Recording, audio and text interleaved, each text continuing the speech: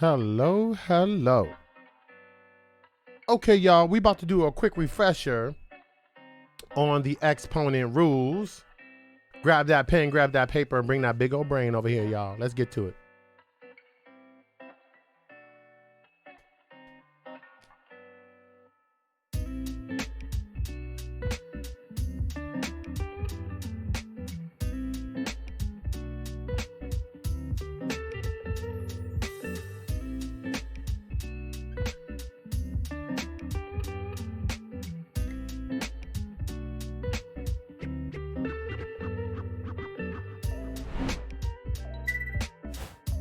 What's up, y'all? How you doing? Okay, it's your boy Bertrand. So check it out. We're gonna do a quick refresher over exponent rules. We're gonna go through these things. We're not gonna go in depth because we're building upon, right? We're building upon the work that we're doing in polynomials. But a lot of the rules that we'll be facing and dealing with, right, come from the exponent laws. So we need to make sure that we go over them, all right, in a way that it's not too taxing because you did so much work on this in 7th grade and a little bit in 8th grade. All right, we're not going to get our feet and our hands too dirty, but we are going to take it someplace. All right, so let's get to it. Now, before I jump there, check this out. Before I go there, a quick note about adding and subtracting exponents. So when we're adding, right, we'll get to the product rule and the power rule in a second, but I want to make a note here. So if we were thinking about just adding and subtracting exponents, remember this is something that we can't do when you're adding and subtracting, or even if it looked like this. If the exponents are not the same, you can't do it. These are absolutely their lowest form. So even though this is starting to get into more polynomial talk, right? But I do want to make a note, since I'm going over the other operations and exponents, that when we're thinking about adding and subtracting exponents or terms that have exponents, they have to be exactly identical. So in this case, I would have to change. I could change this one to a 2, and this is something that you could do, right? You could then answer this question to get a 3x squared. All right. So product rule. In the product rule, yes, product means multiplication, but the exponents, we add them. We add the exponents. So essentially, it looks something like this. Sorry. Now, do I need you to provide me with this step? No, I don't need you to provide me with that step. You should be able to do that in your mind, but just understand that as you're multiplying terms that have exponents, right, you add the actual exponents. The only other, like, I guess, flip or other consideration to think about here is if I gave you a problem that had coefficients that were larger than 1. So in this case, you still add the exponents together, but you multiply the coefficients, because essentially in this problem, it's saying 3 times 5. So you would get 15, a to the 8th, b to the 8th. And that would be your answer. Now, the reason why I wanted to present power of a power rule next to the product rule is because, right, let's put our eyes on a different setup. Notice the difference in setup. Notice what you're seeing here. Notice what you're seeing here. So essentially what this problem is saying x to the 7th raised to the 3rd power. So it's like saying x to the 7 times x to the 7 times x to the 7th. And we know in the product rule, you add the exponents. And in this case, quick shortcut, you multiply them. So when you have an exponent raised to an exponent, you multiply them. Now, to give us a little variant on what I've done here, right, let's check this out.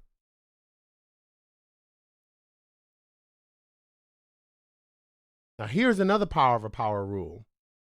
The only catch is, right, the coefficient here. We have to pay attention to this coefficient. So you're still going to multiply the exponents like you've been doing. But I like that when we were in class, friends were doing this. They were distributing through that exponent to make sure that every piece here got it. Sorry, that should be a 15. And that should be a 6. You can evaluate 3 to the 3rd, no problem, right? That's 27. So your full answer is 27, a to the 15th. B to the 6. Just wanted you to get an idea of like what you should be looking for, what rules might be coming up when you see something like that. All right, let's pay attention to that. Let's switch gears here. We talked about product rule.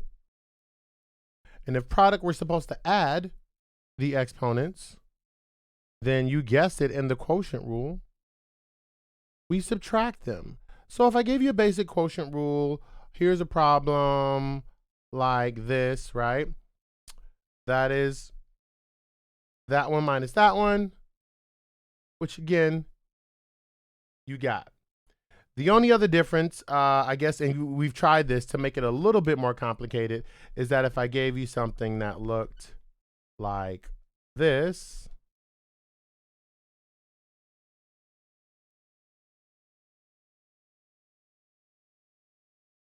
again, you still subtract the exponents, right, like you've been doing, but you also keep the same rules for the coefficient. This is 75 divided by 5, not 75 minus 5. So your coefficient here shouldn't be 70. What should it be?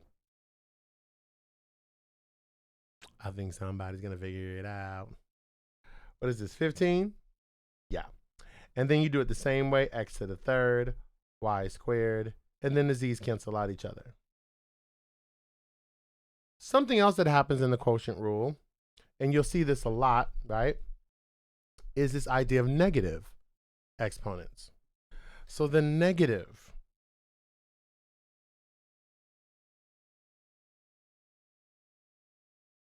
exponents, we always write negative exponents as positive. Okay, so let's say I have, let's build upon what we did with the quotient rule. Let's go even bigger, right? So let's 35, let's say x to the 5th, y to the 3rd. And I'll do 7, x to the, keep it simple. Like, oh my goodness. So if we're doing this problem out, we do the problem the same way. We notice 35 divided by 7 is 5. X to the 5th divided by x to the 4th is x. And then y to the 3rd divided by y to the 10th. Now you have a bigger number on the bottom, which means I could get, now many of you probably got this. Or, right, but understanding that you could have left that positive 7 down here. So yes, if you're rewriting this over, right, look at this negative 7. Ask yourself, that exponent is affecting what? Is it affecting the y? Is it affecting the 5, the x, and the y, right? It is just affecting the y. So that means our answer is going to look like this.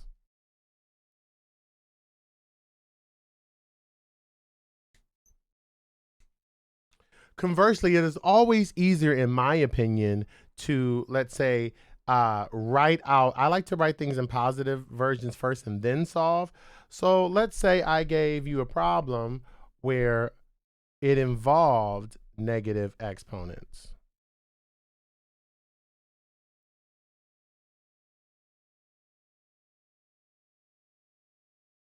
Right? And we'll stop here.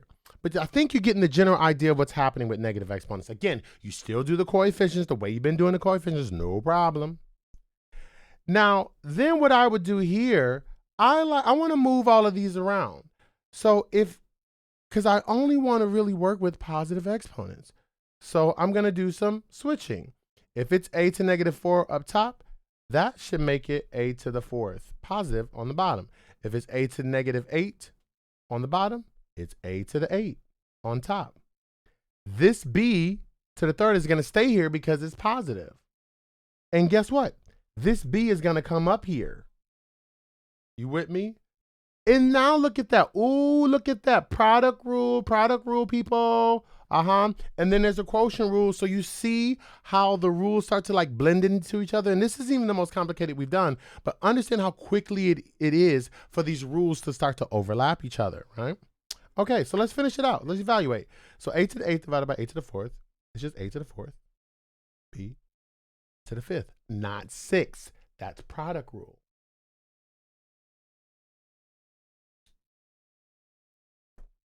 Finally, the only other rule we haven't gone over is zero exponent. Anything raised to the 0 power is 1. How do we know that? I'll use this one here. I use this as a term here, right? So if I said, we know that when you take the same value and divide it by the same value, it equals 1. 10 divided by 10 is 1. 1,000 divided by 1,000 is 1. X divided by X is 1. 36 divided by 36, we know it equals 1. Well, if I write this as a exponent, 36 is 6 squared. So 6 squared divided by 6 squared. If I were to apply the quotient rule, that would be 6 to the 2 minus 2, right? You subtract your exponents, and you're left with 6 to the 0. And we already established that when we started this, that 36 divided by 36 equals 1. Anything raised to the 0 power equals 1. That answer is 1. If I gave you something super stupid crazy,